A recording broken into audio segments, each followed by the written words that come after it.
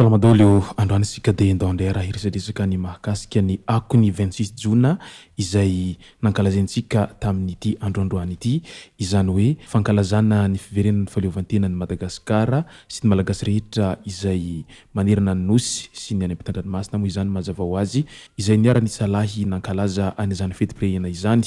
satria zava-dehibe loatra izany ho an-tany sy ny firenena izany hoe fahaleovantena izany rehefa niaina tao anatin'ny fanjanahantany teo ambany fiahiny ireo Frantsay tao anatin'ny fotoana maro ireo lesoka azo nandritran'izay ary maro ihany koa ny raha nandrika nandritra izay fotoana izay ka izay no antony nanaovana any feti-pirenena tamin'ity androandroany ity ka tanterana amintsika ato anatin'ity vidéo ity ny ambangovango ny mahakasika ny fankalazana an'izay feti-pirenena izay hita manerana ny nosy moa izany mandrafitra an'izay province anakenina ato anatin'ity Madagasikara antsika ty ka manasitsika rehetra anaraka an'ity vidéo ty hatramin'ny farany asa dino ny milike ny vidéo antsika ary tsarovy hatrany ny miabony ampisainana antsika mba ahafahanareo manaraka tsy tapaka ny vidéo zay lefa ny ampisy tao matahotagasy toy izao ny fanaovana azy tsy ampiandrely isika fa avy hatrany tonga de vavany ndao ary toy ny fanao isan-taona moa ny 4 jona dia fety izay iarahany malagasy rehetra mifahaleovanja ao anatin'ny hafaliana tanteraka ho marika ny fahazahoana fahaleovantena izany fety ny 4 jona izany andro manatantara ho an'ny malagasy moa izay 4 jona izay satria io no andro iray toazato izay niverenany izay fahaleovantena ny Madagasikara sy ny malagasy rehetra izay rehefa niaina teo ambany fanjanahantany nandritra ny fotoana marobe ary maro moa ny raha mandrika nandritran'izay fanjanahantany izay satria tena tao anatin'ny fanandevozana tanteraka ny malagasy tamin'izany fotoana izany teo ihany koa ireny fitokonana isan-karazany izay nataony ireo ray aman-dreny tany am-piandohana indrindra fa ny tena manamarika an'izany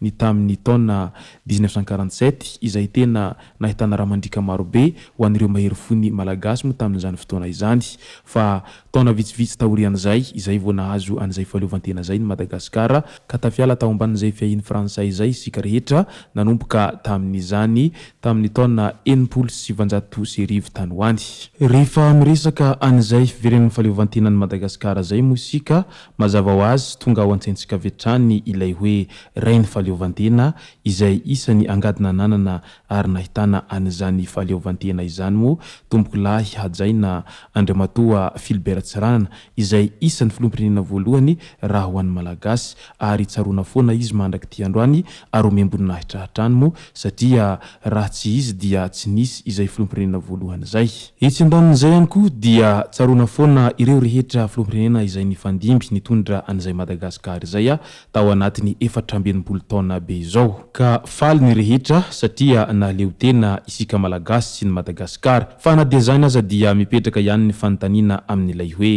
tena mahaleo tena tokoa ve isika malagasy sy ny Madagasikara amin'izao fotoana izao sa mbola ao anatin'izay fiankinandoha tanteraka amin'ny firenenkafa izay ka izay no iarahantsika mamaly ao anaty commentaire n'ity vidéo ity fa ndao amin'izay raha hotanterana amintsika ny ako ny fankalazana an'izay fety ny 4 jona izay manerana ny nosy ary tsoahantsika isaky ny ireo renivohim-paritany sy ny distrikta izay tena isany niavaka tao anatin'izany fankalazana fety ny 4 jona izany atao anatin'ity vidéo ity raha ho an'ny faritry ny Antananarivo manokana izany hoe ao amin'ny renivohitry ny Madagasikara ao dia mazava ho azy tena miavaka tanteraka ny fankalazana an'izany fety ny 4 jona izany satria saingy tonga avokoa ireo solony tena ny manam-pahefana rehetra manerana ny nosy no ao Antananarivo amin'ny mahakapitaly azy zay dia ao ny tena isany miavaka indrindra raha izay samy fankalazana fety ny 4 jona izay satria matetika ny fety 4 jona ao Antananarivo ao dia atroniny ireo rehetra mpikambana ao anatin'ny gouvernemanta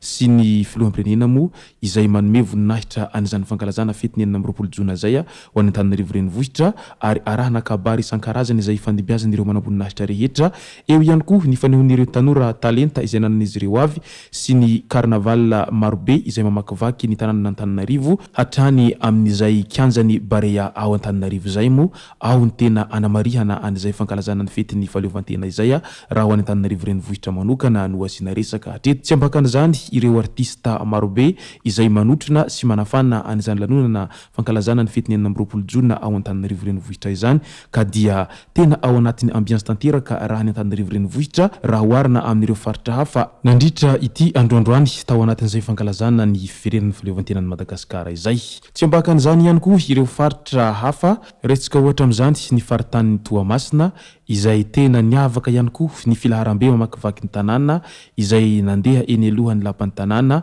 aveo dia feno hipoka hatrany amin'ny ilay hoe Miami ao Toamasina ao mo izay nahitana tanora marobe isan-karazany izay vory-lanina ary naneho ny talenta izay nanan'izy ireo avy. Teo ihany koa ireo artisty ny zanaka ny Toamasina izay nanafana an'izany lanonana izany tena tao anatin'ny ambiance tanteraka ihany koa raha izay faritany Toamasina izay tao anatin'ny izay fankalazana ny 20 jona tamin'ity androandroany ity. Niavaka koa ny tany Mahajanga izay isan'ny tanàna mafinaritra no sady mafana moa izany Mahajanga izany tena nafinaritra raha nahita ireo tanora marobe izay nanao carnaval manerana ny tanànan'ny Mahajanga iny aveo dia narahana fitsangatsanganana nandeha eny amin'iny morontsiraka ny Mahajanga iny moa izany. Maro ihany koa ireo tanoran'ny Mahajanga izay samby naneho ny hafaliny tao anatiny izay fankalazana ny fetin'ny 20 jona izay. Teo ihany koa ireo karazana kilalao marobe sy ny fifaninanana izay nataon'ireo tanora na lahy zany na vavy tao anatin'izay renivohim-paritanin'ny Mahajanga izay. Tany amin'ny faritan'ny Antsiranana indray dia tena niavaka amin'iny faritan'ny Sakalava iny satria tena hita fa faly ireo mponina amin'iny faritan'ny Antsiranana iny raha nankalaza an'izay fetin'ny 20 jona izay. Matetika hita mo indrindra fa ao Nosy-Behelville ao ilay ahitana carnaval arahan'ireo tanora manan-talenta na ny mitondra bisikileta izany na ireo izay mpanao randram-balo ao ihany koa ireo fanaovana fitafy izay mampalaza an'iny faritry ny avaratry ny Nosy iny miaraka amin'ilay tarehin'ireo vehivavy asiana tentina masonjoany isan-karazany ka tena niavaka raha izany fankalazana fetin'ny 20 jona izany tamin'iny faritan'ny Antsiranana iny. Any amin'ny faritan'ny Fianarantsoa indray dia tena nafana ihany koa ny fankalazana an'izay fetin'ny 20 jona izay satria niezaka naneho talenta sy ny kolotsaina avy any amin'iny faritry ny Amoron'ny Mania sy ny Haute-Matsiatra iny mo ireo rehetra ao anatin'izay province Fianarantsoa izay tamin'ity androandroany ity. Raha ny talenta mo dia isan'ny manana an'izany raha ny faritan'ny Fianarantsoa satria ao no ahitana ireo kilongalahy izay mpanao savika sy ny maro hafa, ao ihany koa ireo izay mahay manao dihy toy ny dihy rija izay mampalaza n'iny faritra iny. Eo ihany koa ny kabary fandimbiasana izay tena talentany mponina ao amin'iny faritan'ny Fianarantsoa iny mo izay resaka kabary zay amin'ny ilay fiteny mahafinaritra kely avy any amin'ny faritra Fianarantsoa iny mo anaovan'izy ireo izay kabary fandimbiasan'izy ireo zay. Niavaka ihany koa ny teo amin'ny resaka fitafy satria ny mponina ao amin'iny faritan'ny Fianarantsoa iny mo dia somary mahay mitafy zay raha oharina amin'ny mponina manerana ny Nosy. Ary ny amaranantsika azy dia ny any amin'ny faritan'ny Toliara. Faritan'ny Toliara mo dia isan'ny faritany izay tena manan-karena indrindra fa eo amin'ny resaky ny talenta izay satria raha mijery isika dia manana artista maro isan-karazany iny faritry ny Toliara iny. Eo ihany ireo artista izay mivohy ny gadona nentim-paharazana, ao ihany koa ireo zatovo taty aoriana izay mivohy ny gadona vahiny. Fa nampiavaka azy dia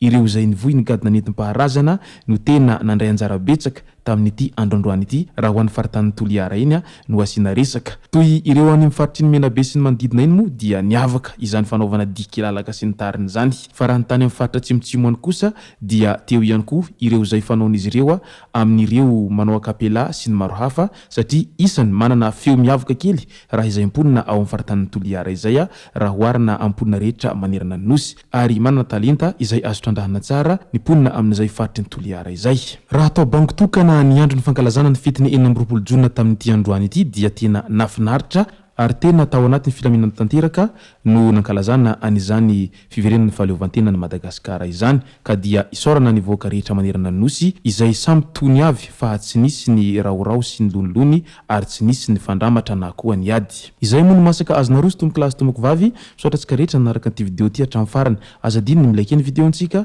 ary tsarovatra trany miabone amin'ny chaîne antsika mba ahafahanareo manaraka tsy tapaka ny vidéo zay lefa ny misy sy tao matahotagasy. Tomboko lahy sy tomboko vavy mankasitraka dia mirary soa.